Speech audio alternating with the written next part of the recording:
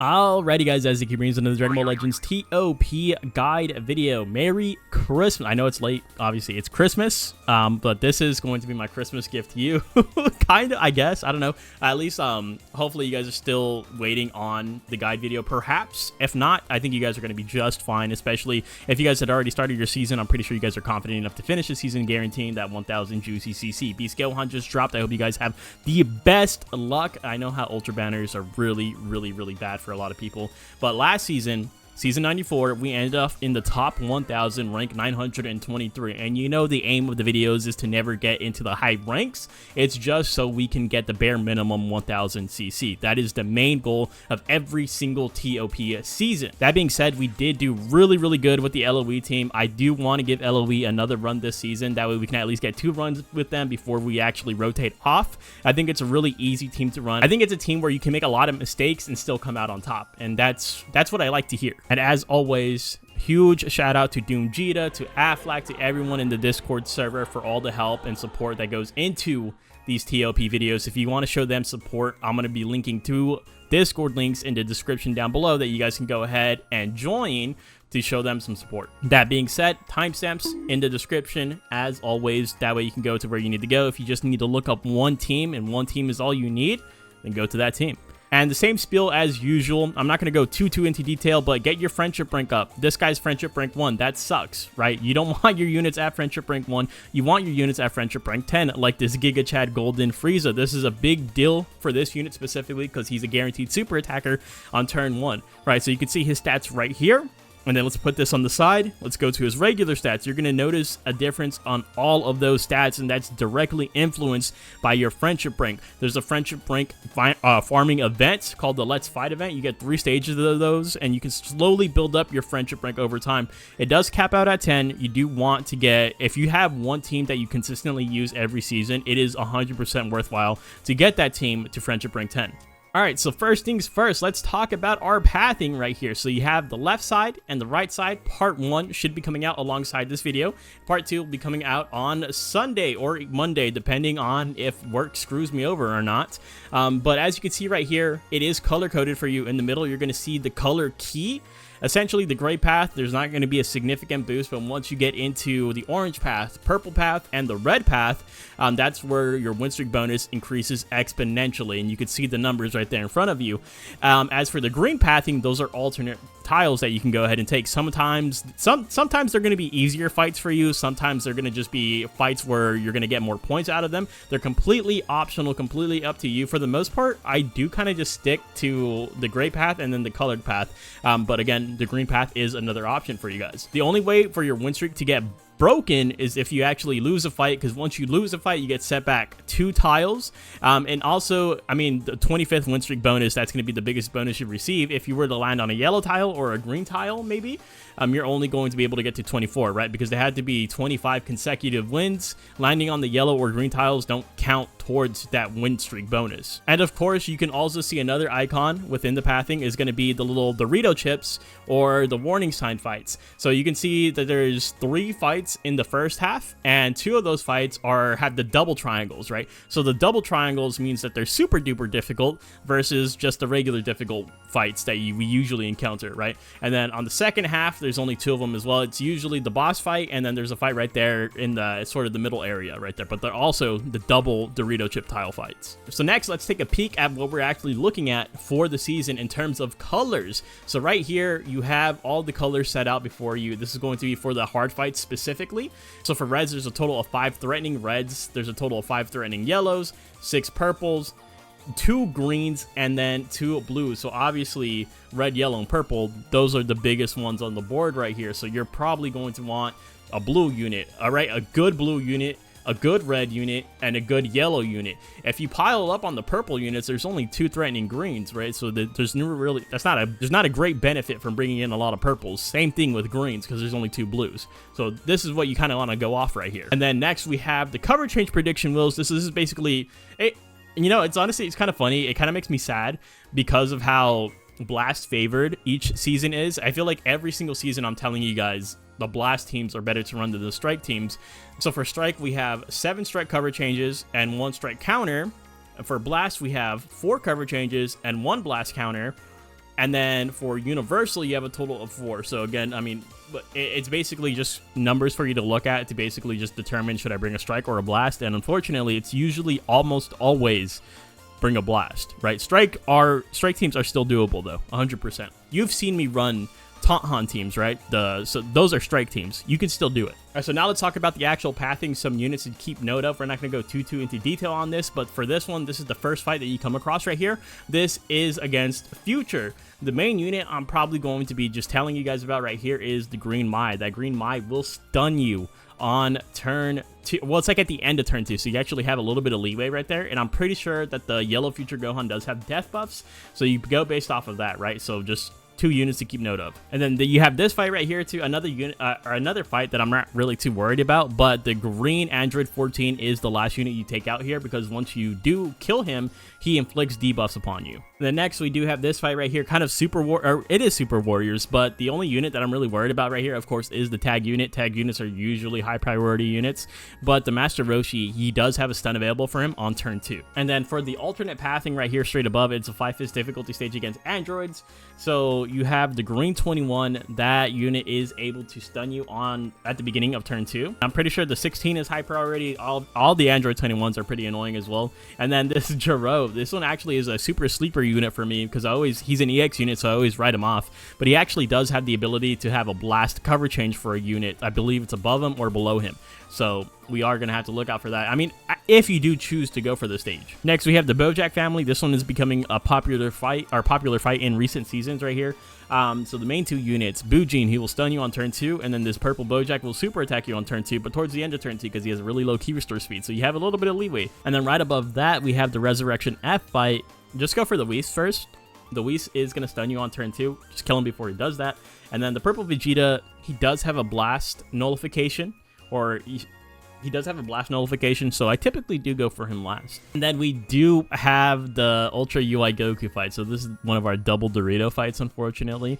High priority does have Go Frieza. They have a strike cover change for someone typically, and then they tag unit, right? They're a tag unit, so they're a very annoying unit.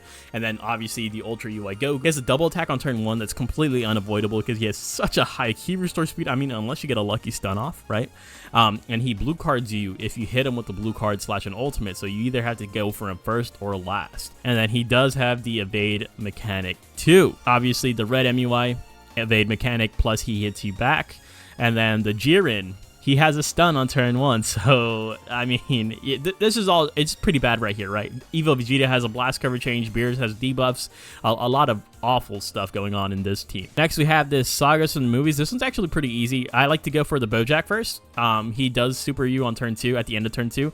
Very slow, easy to kill. And then Regen, I do like to save him for last because he does have a blast counter.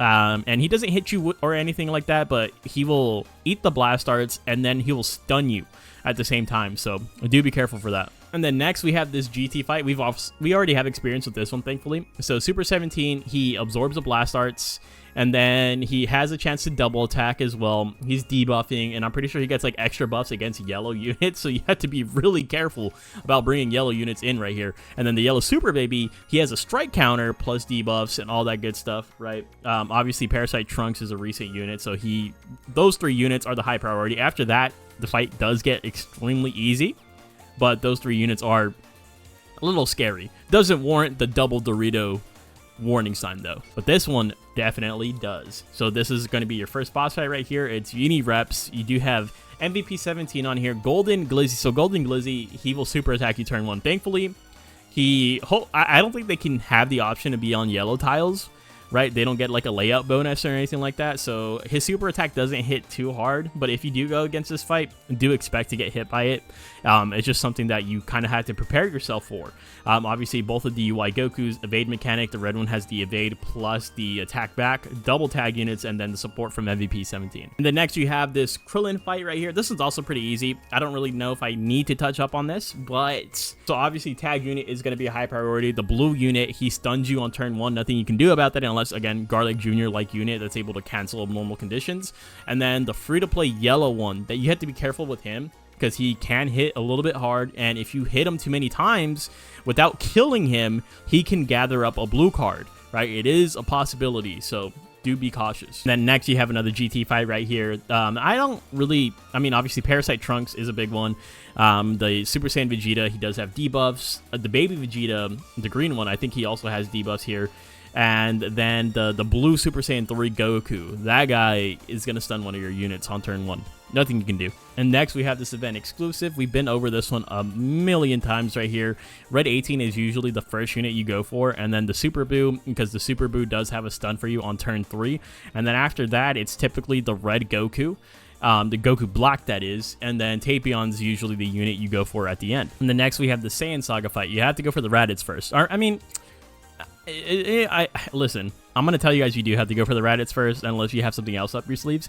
Raditz will super attack you on turn 1. He has a low-key restore speed, but don't let that sidetrack you from the fact that he does get a blue card on turn 1, okay? And then typically after that, a lot of people do like going for the Nappa next, because this Nappa is debuffing you every single turn. And then the blue Cyberman, he is not necessarily someone you have to take out on turn 1, but if you let him just chill until turn 4, he will super attack you because he gets 30% every single turn. So he gets 30, 60, 90, and then the 120, obviously, right? So he's going, well, it doesn't go up to 120, but he's going to get 100%. He's going to get that blue card. He's going to super you. Don't let that happen. And then also, I think typically you do go for the purple Cyberman last. I could be wrong. I'm pretty sure he does have death debuffs. And then for the final fight, you essentially get to pick your poison. Both of them are going to be double Dorito difficult fights. DD fights, maybe, if you will.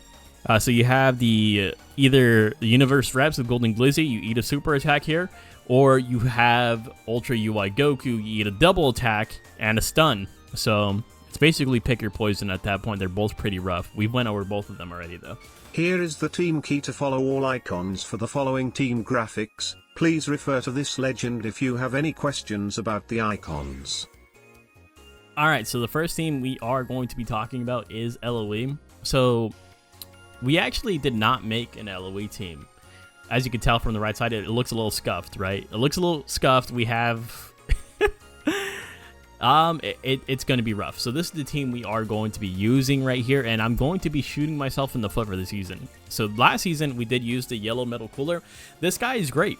He's a great high tier unit for your team. So is the red Frieza, but I don't have the red Frieza. Some of you guys might be in a position where you don't have the yellow metal cooler. This guy right here, I have him at friendship rank 10. He performs well. He has good defenses. He heals himself, all that good stuff. So instead of him, we are going to be bringing in this guy right here, which is going to be, well, he has a heal at the very least at the end of each turn. Hopefully that's at the end of each time. I'm pretty sure it is.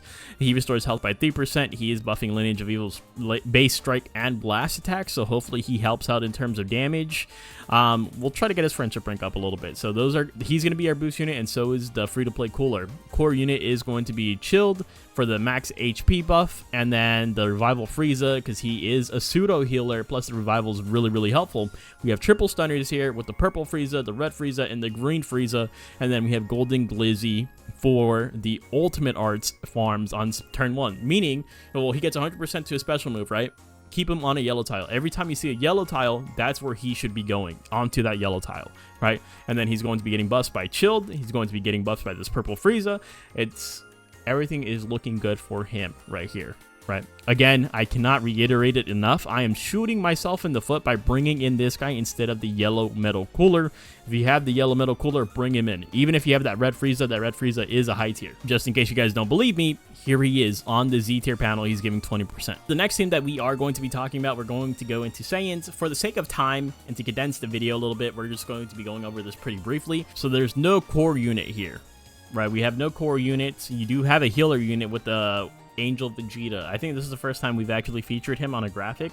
He does heal all Saiyans, right? At the start of the third turn, everyone gets HP back by 3%. And it's not even restricted to Saiyans, that's to everyone, but he does have the Saiyan Z ability, so you might as well throw him on Saiyans. You have the boost unit of the Red Turles. You have a boost unit of the Z tier Fasha. Fasha does stun upon landing a blast arch. She's pretty good. You have Revival Nappa. You have Saiyan Saga Raditz. This dude does get a super attack on turn 1, which is something that you kind of, that's something that you want. You want a guaranteed super attacker that's going to help you out a lot. And then, of course, you have the Evo Ken. You have the Boo Duo, who has their Zenkai, right? They unleash their Transcendent Kamehameha on turn 4, which is going to help for cleanup. Revival Nappa, and then you also have the Zenkai Bardock. Now, for Strike Saiyans, Actually, Strike Saiyans kind of looks better to me. I know Saiyan team or Blast teams are kind of preferred, but Strike looks really, really fun right here. You have a lot of things going on. So first of all, you have your healer who is also a boost unit, an S tier boost unit. This guy is going to be healing to the left and to the right of him, as you can see right here. For example, if I put someone to the left and to the right of him, you're going to see the highlighted squares right here, right? You're going to see to the left and to the right. Boom. He's getting those hills off right there, which is very, very nice. And then for your boost units, you have the yellow EX Broly, you have the EX Red Turles, and then you have all your boost replacements as well. You also have a boost unit of the Nappa. That Nappa is debuffing everyone on the enemy board, which is huge. You have the Super Saiyan Blue Kaioken for the ultimate, MUI for the evasion, and I mean, he evades and attacks the opponent, which is good. And then you have the Super Saiyan 3 Kid Goku with the turn 1 stun, and then God Goku with the turn 1 super attack. Super attacks are very important if you guys haven't already noticed. Next, we have Sagas from the movie. So you actually do have a core unit slash boost unit with this Master Roshi right here. This guy, he gets the core unit ability or the icon just because of the fact that he is Sagas from the movies base or max base HP buffer right there, right? So that's absolutely huge for him. You have two stunners here, the red Frieza and the green Cooler. You have a tag unit with the Goku Piccolo, who I hear he's a demon in this game. I hear he's great. And then you have Broly right there, the base free-to-play Broly. He's going to be able to debuff the enemy team. The awakened Piccolo from Dragon Ball Super Hero, he's really good. He has a good range of support. I'm actually going to show that real quick. But he has a really good range right here. He buffs 2 blocks below him, as well as just the entire row below him. And then for boost units, for other boost units, you have both of the Turles on there. A Zenkai unit as a boost unit is very valuable, and then the EX Red Turles. Another thing that I did want to mention for the Blast-based team is the fact that these two are in S tier, right? So very, very recent units, right? If you have them at a good enough stars, I think we have them recommended at the 7 stars. Then you can go ahead and use them as well if you want to. Next team we are going to be talking about, you have one core unit. It is going to be the Gokua. Buffs max HP for Sagas from the movies. And then you also have the Piccolo, who is the pseudo healer. He only heals by 1%, but that still gives him the right to that icon. And one icon that I did forget on this team right here is the fact that this Tapion also is a healer. He only heals 1 block right below him, but he's still a healer nonetheless. For boost units, you have a Z tier EX Broly, S tier Turles. And then overall, you have both of the Beast Gohans, phenomenal units. The red one is a little bit of a slow starter, but the blue one is going to carry in terms of damage. And then you have the God Goku for turn 1 super attacks. So next, we do have Universe Reps. This is going to be the blast-based version. You have a core unit of the Bergamo. That dude, he does mitigate 1 attack, either strike or blast, because he has the bubble shield mechanic. You also have your boost units. You have Z tier Rosie, EX Red, and then you have S tier free-to-play Kefla, right? So she should be 14 stars no matter what. And then for your pseudo healer, she is a healer, right? She's healing, but she's not healing every single turn. It's only 2 times 2%. It is going to be the blue EX Kefla, right? And then you also have the yellow Topo for the general support for the team. Golden Glizzy for your turn 1 damage. He's a turn 1 super attacker. Make sure you put him on a yellow tile to get the benefits of the ultimate arts attack. And then you have green Topo for the turn 1 stun. So next we have the Hybrids Blast-based rendition. Core unit is going to be Pan for that max HP Z ability, of course. It automatically grants her that icon. And then you have 2 Z tiers on your backup right here. You have the Kid Gohan EX and the EX Gotenks. Obviously, the Gotenks can be swapped out with the Trunks. He's probably going to be a better unit overall. But a lot of you guys probably don't have that EX Trunks. I don't have them. Maybe you guys do.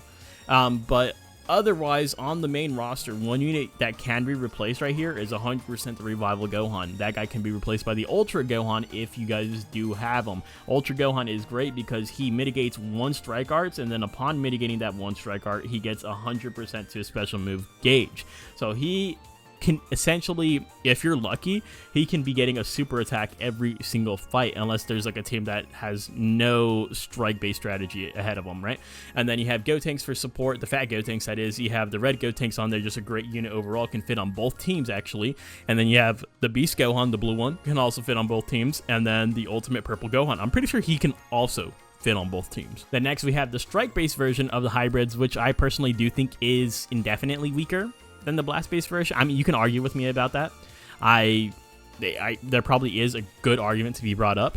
You don't have any core unit on here. You do have the support slash heals from Bola at the very least, right? So if you want her in the middle slot, that's where she's going to be getting most of her support. This is her range right here. I mean, I'm pretty sure, like, if I put her over here, does she support everyone still?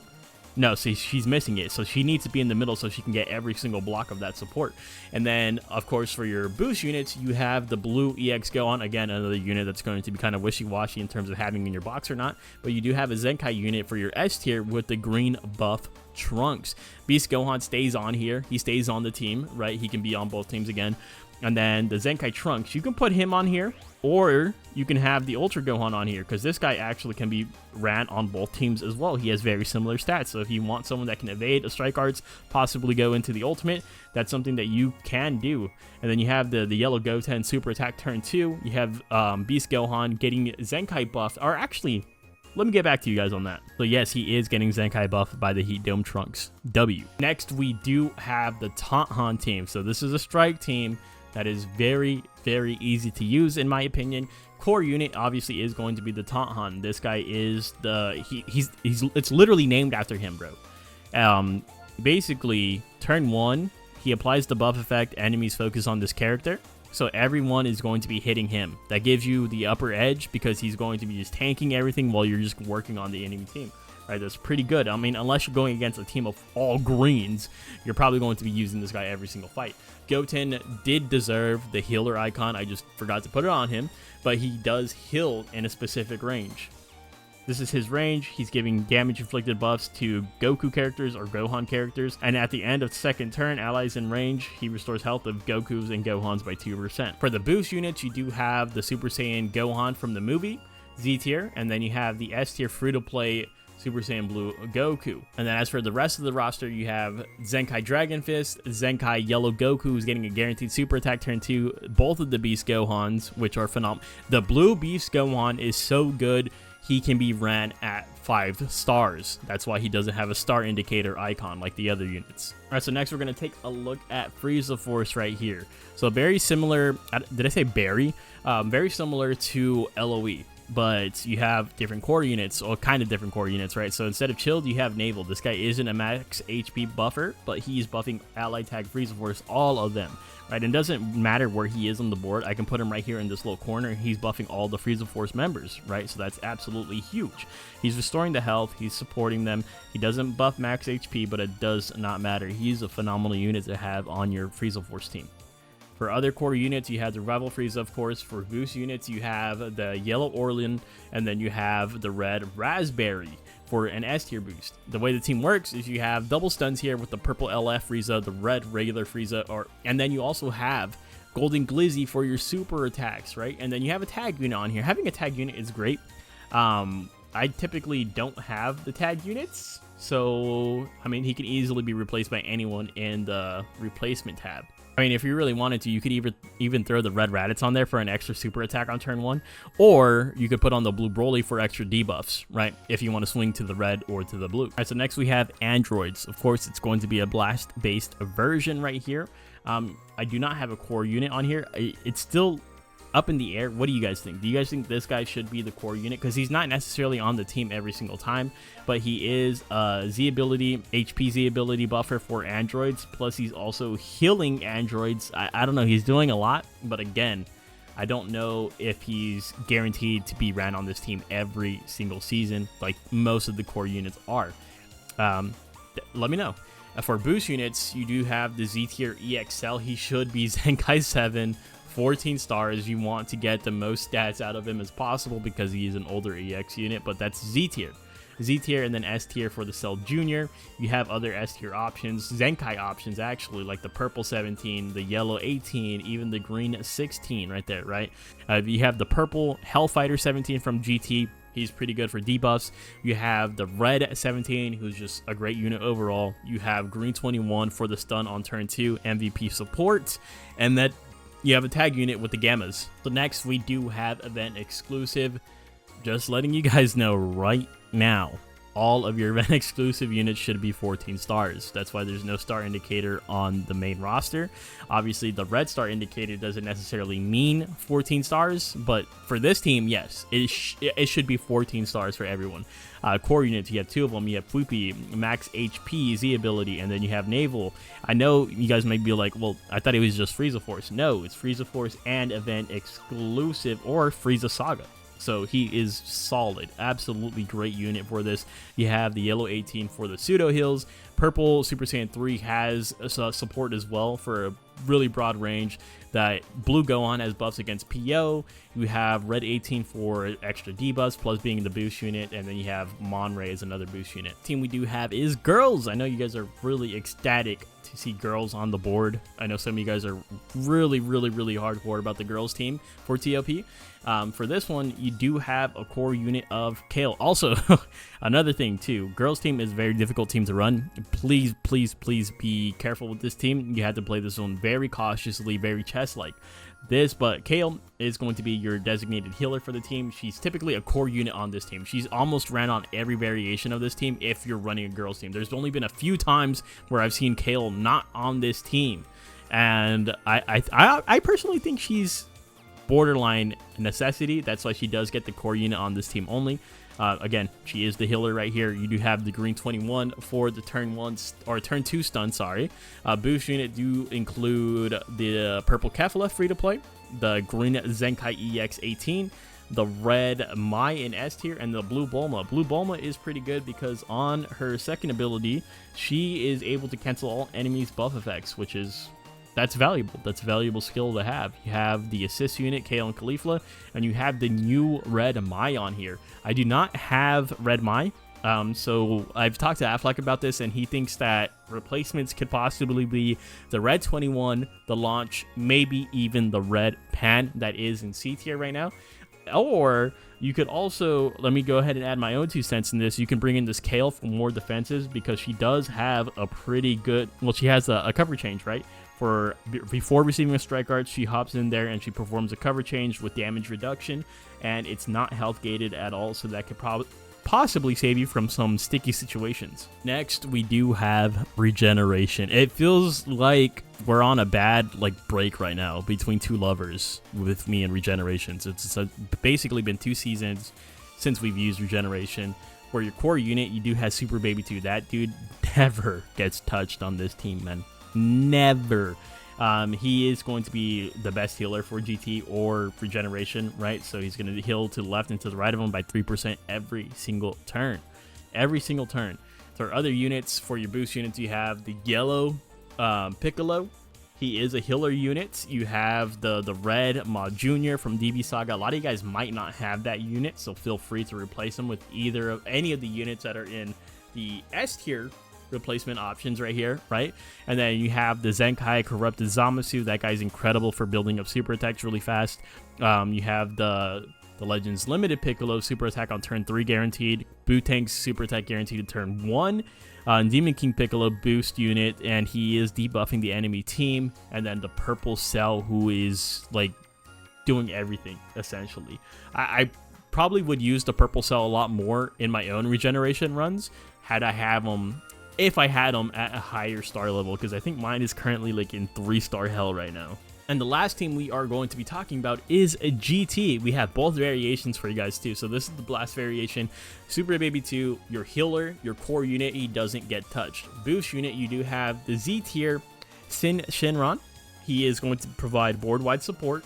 And then you have the EX Omega Shenron in S tier. So this guy's pretty good if you're running a GT team or a powerful opponent team.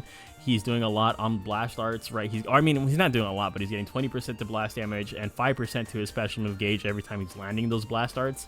And then when he uses his blue card, he restores his own health and inflicts all enemies with strong poison for 2 turns. So he's essentially doing tick damage to the entire team on that blue card, which is that's pretty good, I think. Other units on this team do include the new free-to-play Red Omega. The Red Sin, I believe that is. And then he does have debuffs. You have Super 17, you have Parasite Trunks, you have the debuffer Hellfighter 17. That dude is a hero of the team. And then you also have Rage Shenron. Rage Shenron is really, I think he was a really good release for ToP. So much so that I kind of do want to take a look at him. So much so that I do kind of want to take a look at his kit. We've ran him before one time at low stars, and he performed incredible for us. He even has the S range. He has the S range for Shenron because he's just the GOAT like that. He does, after receiving a strike arts, he stuns the enemy. And then I believe it's like on turn 2, he can start activating the applies buff effect. All enemies focus on this character for 1 turn. Yeah, so at the start of turn, if there's 5 enemies or less remaining, which obviously can never be turn 1, he puts that buff effect, right? He turns on that buff effect essentially. So giving him the Taunthan effect, and that can help out in a lot of situations. I really do like him a lot. I think he's a really good unit. And then lastly, we have Strike-based GT. For the Strike-based enjoyers, you do have Baby Vegeta. He stays on. And then you still have the Zenkai EX Sin, who's buffing the whole board. You have Majub for the S tier, getting that total of 30%. You have Tag Unit Tag 4s. You have the Kid Goku, who's getting a super attack every other turn.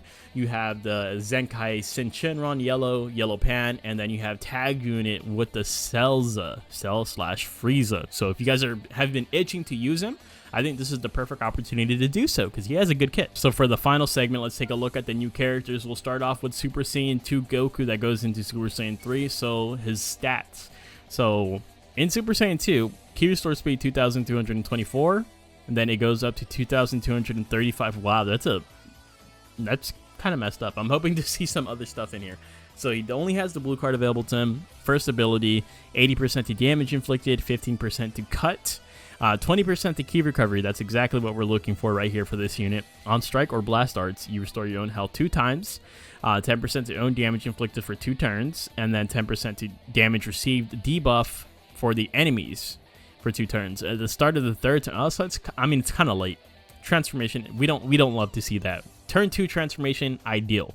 But start of turn 3, you restore health by 2%, 20% to damage inflicted, 30% to ki recovery, and cancels all the downgrades. On the third turn, on strike or blast arts hit, you get 100% chance to follow it up. So once he's transformed, right? And the start of the fourth turn, you use your green card, 10% to own damage inflicted, 30% to own special move gauge, and some debuffs ahead of you. And then fourth turn, before receiving a blast arts, attack allies in range, perform recovery. I guess I don't think it's bad. He's definitely 100% usable, but it's just the slow starters can kind of screw you over. Next, we do have the Daima Goku. So ToP stats 2,523. That's respectable. He does have the blue card and the ultimate. So first ability, 80% to damage inflicted, 15% to strike damage inflicted, 15% to cut, and 15% to ki recovery. So he's going to be fast. He's going to be fast as hell. Start of the turn, 6 enemies remaining, 50% to damage inflicted, 5 enemies, 40% to damage inflicted, 4 enemies or less, plus 25% to strike damage. So he gets weaker. The less enemies remain. I don't think that's the worst thing in the world. I'm just not a big fan of abilities like that, I guess. On strike arts attack to self, he restores health by 1%, 5% to strike damage inflicted, 15% to ki recovery, and 20% to special move gauge charge. Oh, not the gauge charge rate. He does have a strike cover change, health gated by 50%, which is kind of a W considering most are 30% health gate. And then before receiving a strike or blast arts, you restore health by 1%, 5% to damage inflicted, 5% to strike damage inflicted, and 5% to ki recovery. And before receiving a special move arts, you restore your health by 3%, 10% to damage cut, 20% to critical rate, and 50% to special move gauge. Upgrade special move arts once. This is like a watered down Ultra UI Goku, because doesn't Ultra UI Goku have the same effect, but he gets the full damn special move gauge? Like, he gets 100%, doesn't he? Definitely not an awful kit, but definitely not the best. There's better Red Saiyans. Next, we do have Tamagami number 3. So ToP stats, ki restore speed really low, 2,100. Oh wait, it's still gonna be pretty. Yeah, 2,176. Blue card and the ultimate. 80% to damage inflicted, 20% to cut, and 30% to special move gauge charge rate. On attack, all enemies minus 5% to special move gauge. Interesting. And then you inflict attribute downgrade minus 5% to damage inflicted, plus 5% to damage received. On special move arts activation, 50% to special move inflicted, and you stun on your special move arts. He does have a strike arts, cover change, health gated by 30%. On receiving an attack, 10% to critical rate, 10% to special move gauge, activates 3 times. Instead of the third turn, you hit your green card, restores health by 3%, 30% to damage inflicted, 30% to ultimate, and 30% to ki recovery, and you upgrade your special move arts. This one straight up, I don't think is that good. I mean, he doesn't have any teams anyways, so it doesn't matter, but I don't think this one's that good. All right, so next let's take a look at the Videl. So maximum stats right here. 2,500, again, really good. 2,576, easily getting into 2,600 range with Friendship Rank 10. Has the blue card, has the ultimate. And then start of battle, 70% to damage inflicted, 15% to cut, 10% to key recovery, and your nullifying attribute downgrades. On Strike Arts attack, 10% to own special move gauge, 5% to own damage inflicted, 5% to damage received to the enemy, to your enemy for 3 turns. And on a Strike Arts hit, 25% chance to follow it up with the Strike Arts. Before receiving a Strike Arts attack, a cover change that's health gated by 30%. After receiving an attack, 15% to strike damage, 20% to crit rate, at end of second turn, if you're 50% or lower, you cancel buff effects. At the start of the third turn, own health is 50% or lower, special action, you restore your own health by 2%, upgrades own special move, and inflicts all enemies with attribute downgrade minus 15%. I mean, getting below 50% is kind of like, I don't think that's necessary. I mean, I guess it's more possible on a girls team, but still, like, I'm not a big fan of this kid either. And last but not least, let's take a look at the Beast. So maximum stats right here. Key restore speed 2,421, not bad. Has the blue card, has the ultimate, and then he does at the beginning of battle 100% to damage inflicted, 15% to special move damage inflicted, 15% to damage cut, 100 to key recovery, and 20% to special move gauge right off rip. On strike or blast arts, 15% to special move damage and 10% to special. Oh my god. So that's 40% right there, right? Because 4 turns, obviously. So 40 plus a 20, he's getting 60% per fight just on that alone. And then start of the turn, 15% to damage, another 5%. So 5, 10, 15, 20. So 20 plus this, that's 80. He's already getting 80 on one fight. At the end of one fight, he's getting 80 right there. That's not even accounting for like just the base special move gauge you're farming per fight. Wow.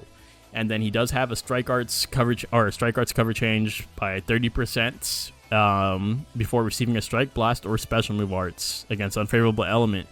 You get minus 10% to own damage received, 10% to own special move gauge, and you inflict the enemy with 10% to damage received.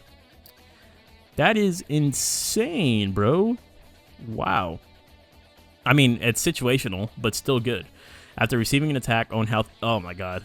50% or below, restores health by 2%, 100% to special move gauge. If we have to fight this guy, if you leave him below 50% and he super attacks you, bro, I'm gonna cry. He ultimate arts too. It upgrades. He will ultimate arts you. Imagine saving him for last. You're on turn 4. You're going up against this guy, and you can't kill him on that 4th turn. You're like, oh, it's all good. I just gotta rely on the rush.